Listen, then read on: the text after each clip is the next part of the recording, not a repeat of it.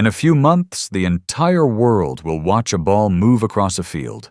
Grown adults will cry, people will scream at televisions, friendships will break over a game, entire countries will stop working, and you'll feel absolutely nothing. Not because you're cold, not because you lack emotion, but because somewhere deep down, when the World Cup starts and everyone around you is losing their minds, you'll be sitting there wondering why you can't just feel what you're supposed to feel. Here's what I want to say first. That's not broken. But I also don't want to tell you you're special. Let me explain what's actually happening. Most people's brains are built for sports. That's not an exaggeration. When someone watches their team, their brain releases dopamine. Not once, continuously.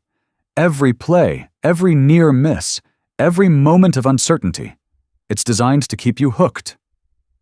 The thing is, the uncertainty is the actual drug. Your brain doesn't know if your team will win. That unpredictability triggers the reward system. It's the same mechanism that makes gambling addictive. It's not the money. It's that you don't know what's going to happen. But if you're the kind of person who thinks a lot, your brain works differently. And I mean this simply. You see through it. You sit there watching and you know you're watching strangers run.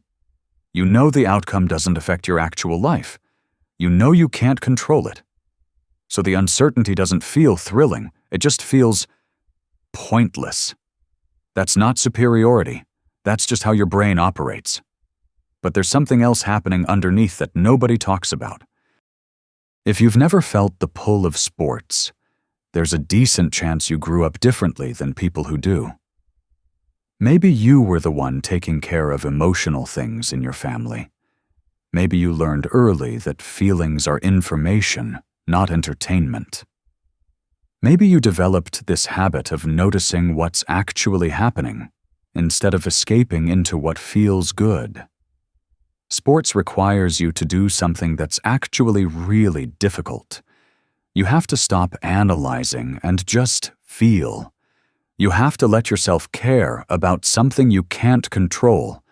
You have to accept that your emotions are dependent on 11 strangers on a field. For someone who learned early that depending on other people is dangerous, that feels like surrender, not in a good way. Here's what I mean more specifically. You walk into a room during the World Cup. Everyone is screaming. Your family is celebrating, and you're just there, watching their faces more than the game, noticing how much of their self-worth is tied to this moment, and quietly wondering why you can't just turn that off. That's not you being deep. That's you being unable to stop observing. And yeah, sometimes that's exhausting. People sometimes think this means you don't feel things intensely. That's wrong. You probably feel things more intensely than most people, but you feel them about different things. Maybe you feel intensely about an idea that won't leave your head. Maybe you feel intensely about a conversation where someone was honest with you. Maybe you feel intensely about a book or a moment of clarity at 3 a.m.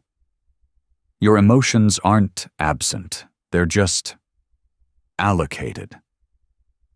And honestly, sometimes that allocation doesn't make logical sense either. Sometimes you feel devastated about something that objectively doesn't matter.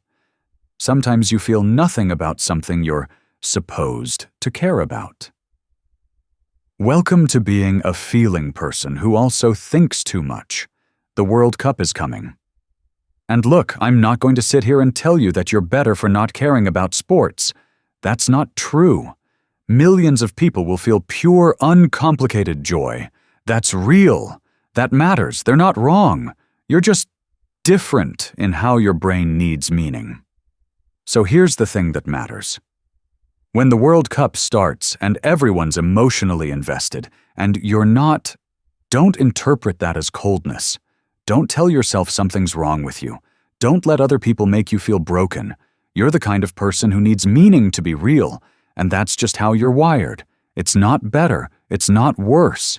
It's just a different way of existing, and maybe sometimes it's lonely.